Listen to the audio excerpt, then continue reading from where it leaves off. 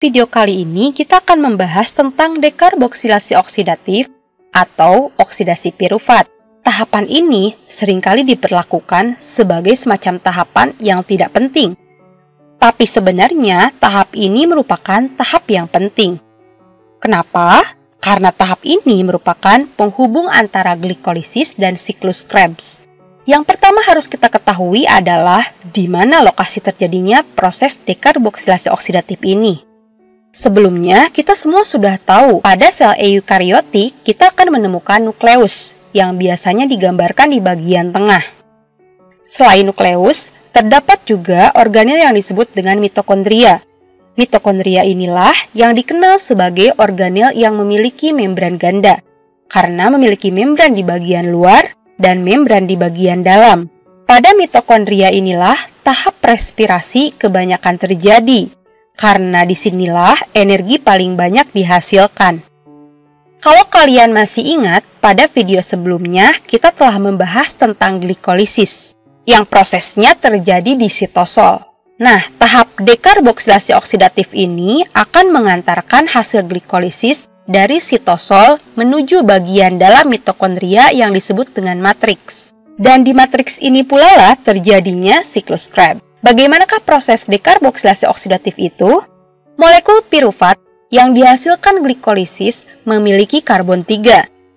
Nah, pirufat akan kehilangan satu karbonnya, sehingga membentuk dua karbon yang dinamakan dengan senyawa asetil. Karbon yang hilang itu akan membentuk karbon dioksida dan akan meninggalkan sel sebagai output dari proses dekarboksilasi oksidatif ini. Nah, ketika terbentuk CO2, berarti ada ikatan yang diputus antara karbon nomor 2 dan karbon nomor 3. Ketika ada pemutusan ikatan, berarti ada elektron berenergi tinggi yang dilepaskan juga. Nah, selanjutnya kita harus menangkap elektron yang berenergi tinggi ini, karena sangat berharga untuk menghasilkan ATP. Elektron ini akan ditangkap oleh NAD, sehingga membentuk NADH. Nantinya NADH ini akan membentuk ATP pada tahap transport elektron. Nah, sekarang kita memiliki asetil. Asetil ini merupakan gula yang kita butuhkan untuk melanjutkan ke tahap selanjutnya. Tapi ternyata asetil tidak bisa langsung menuju mitokondria, karena mitokondria merupakan organel yang memiliki membran di sekelilingnya.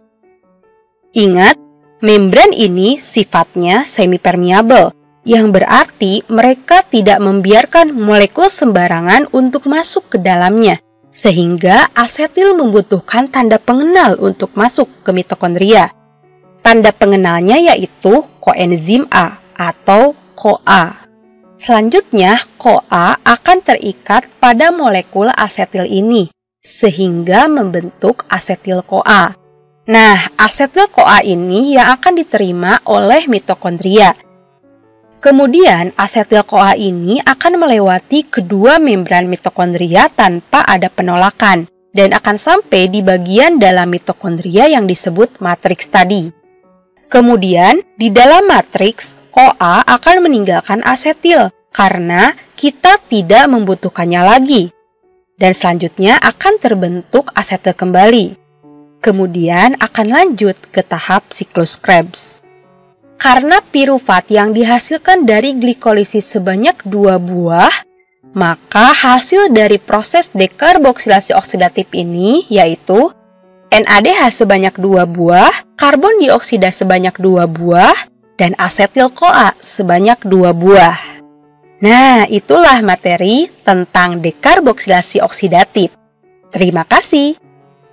Terima kasih sudah menonton video kolaborasi Eksakta Edukado dan Sekolahmu.